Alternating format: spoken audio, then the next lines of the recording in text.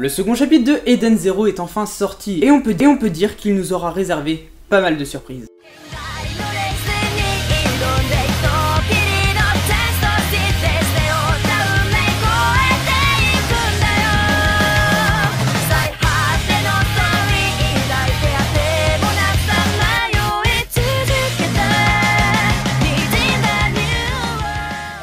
Et yo tout le monde, Kaito, j'espère que vous allez tous bien, et aujourd'hui on se retrouve dans une nouvelle vidéo YouTube pour parler du chapitre 2 de Eden Zero, la nouvelle œuvre de Hiro Mashima. Cette vidéo sera coupée en deux parties, une première où je ferai la review du chapitre et une seconde où je donnerai mon avis sur celui-ci.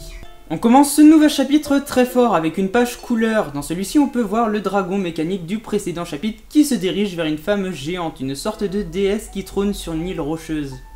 Notre dragon, déjà bien grand, paraît comme une vulgaire fourmi face à cette personne. Celle-ci dit « Donc le garçon est parti pour un voyage, qu'apportera-t-il à cet univers? Je me le demande. Deviendra-t-il un héros de légende? Ou deviendra-t-il un roi des démons et provoquera la destruction? Ton aventure vient juste de commencer. Maintenant, où est-ce que tes deux pieds t'emmèneront ?» Elle parle bien sûr de Shiki. On peut donc se demander si elle a un lien avec celui-ci, ou encore quel sera le rôle de ce personnage. C'est ainsi que nous revoyons nos héros qui arrivent sur Blue Garden, l'étoile des aventuriers. C'est une magnifique cité futuriste où le calme semble ruisseler. Cependant, Happy se fait enlever par une bande de brigands et c'est ainsi qu'on voit que Rebecca n'est pas du tout sereine. Shiki part à la rescousse de Happy, ainsi un flashback fait son apparition.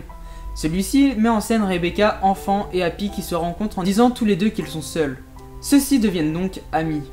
On retourne donc vers Shiki et Rebecca qui sont face à toute une bande de brigands. Le combat s'annonce difficile, mais Rebecca, en colère, s'exprime sur le fait qu'elle ne leur pardonnera jamais. Un nouveau flashback arrive mettant en scène l'amour que porte Rebecca à Happy, son nouvel et seul ami. Shiki va donc se battre contre les malfaiteurs, Happy arrive donc à se dégager et retrouve Rebecca. Un flashback refait son apparition et contre toute attente, nous voyons Happy mort à cause d'un grave accident. Ainsi Rebecca pleure toutes les larmes de son corps. Happy, lors du combat contre les brigands, se transforme en arme. Il était donc un robot fabriqué par Rebecca après l'accident.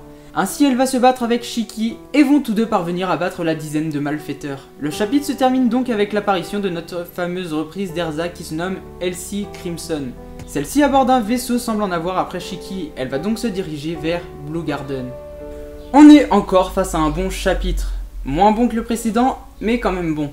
Mon avis sera donc divisé en trois parties, où il y aura l'aspect tragique, l'aspect comique et le combat dans sa globalité. Au niveau de l'aspect tragique, c'est ressenti au niveau des flashbacks, où on voit que Happy et Rebecca vont devenir amis. Cependant, Happy meurt à cause d'un accident et j'ai vraiment trouvé ça triste. Et donc suite à ça, on va pouvoir se poser trois questions. Comment ça se fait que Rebecca soit seule? Comment a eu lieu cet accident?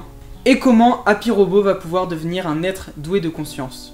Au niveau de l'aspect comique, c'est ressenti quand Rebecca se bat et j'ai vraiment trouvé ça triste parce qu'elle était tellement vénère, mais c'est un truc dingue, c'était vraiment drôle. J'ai aussi lâché un petit sourire quand j'ai vu la case où il y avait les sosies de Levi, Droy, Max et Warren. Ça m'a vraiment rappelé de bons souvenirs en fait avec Fairy Tail. Et au final, je n'ai pas trouvé le combat si épique que ça, il n'était pas très badass. Il était d'ailleurs plutôt fade et c'est ce qui m'a un petit peu dérangé.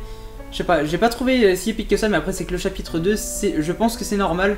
Donc c'est le défaut que je donnerais au chapitre de Eden Zero, donc le chapitre 2.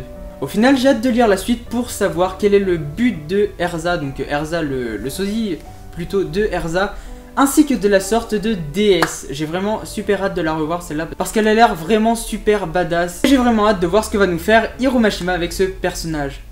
C'est donc la fin de la vidéo, j'espère qu'elle vous aura plu. Si c'est le cas, n'hésitez pas à liker la vidéo, à partager cette vidéo si vous en avez envie, à vous abonner si c'est pas déjà fait. Avant de partir, je voulais juste vous dire que ce samedi même, oui, ce samedi même, je serai à la Japan Expo.